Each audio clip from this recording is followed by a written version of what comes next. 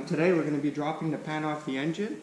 I'm going to be taking off all the tape that we put yesterday, but before we do anything with the pan, I need to remove the oil filter housing just to be able to access all the bolts. So I'm going to be untaping that, taking that off, and we'll be back in a short little bit.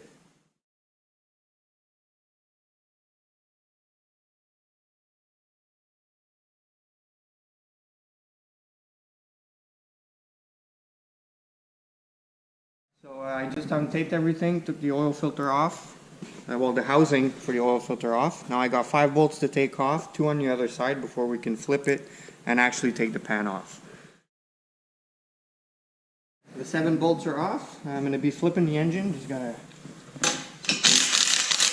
safety off, and we'll flip her up.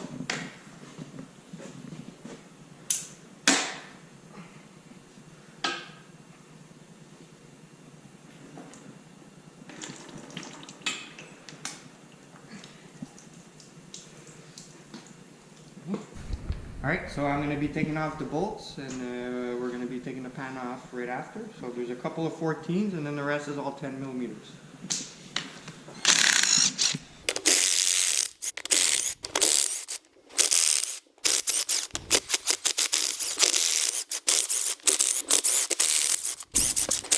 And now on to the 10 mils.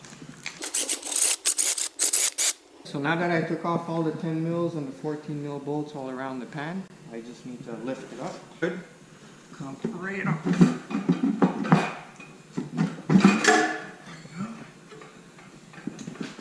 There we go. Alright, so now that the pan's off, I'm going to try and clean all the old gaskets off with a little razor blade, clean the oil up.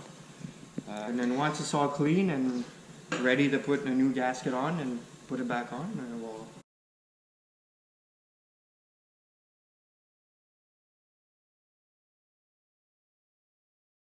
So now that the block is all clean, well, I mean where the pan's going to go is all clean, I went ahead and changed this little O-ring gasket that goes for the oil pickup.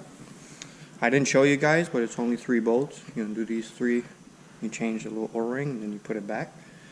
Now what I did is that I undid the baffling inside the pan so I can really clean the inside properly. And once it's all clean, well, I'm going to come back to you guys and we're going to be putting the gasket.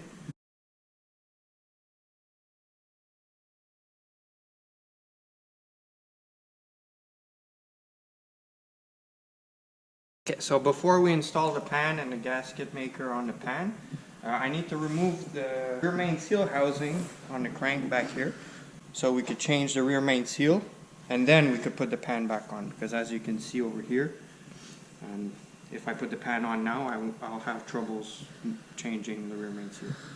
So now that the bolts are off with the housing, all we're going to do is remove it. Just like so.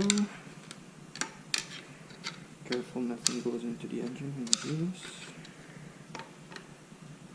Now, all this does is hold this seal in place. We're going to be changing that, putting some gasket back on here like there is on the factory, and closing it back up. I forgot to show you guys how to put the seal in, but I mean I might as well show you guys me screwing in the last bolts. Now that the seal is done and the little gasket is made around the little holder, next thing is going to be to put some good old right stuff on the pan and then drop the pan on.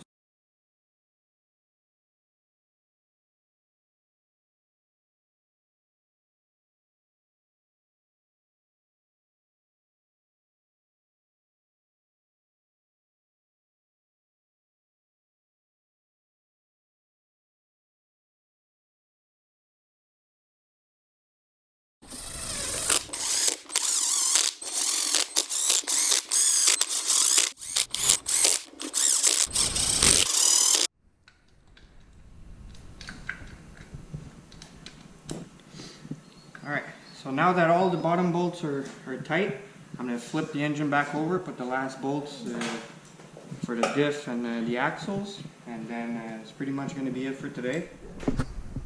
Alright guys, so thank you for watching part 2 of our GTR project. We finished putting the pan on. as you guys just saw in the video. Next video is going to be putting the rest of the gaskets, the O-rings and whatnot. So I hope you guys enjoyed the video. If you have any comments, please leave them down below. Anything is constructive. Whether you like it or not, just let me know and I'll try to fix whatever you guys didn't like, or I'll try to keep going if you guys liked something. So please like, comment and subscribe, and I'll see you in the next video.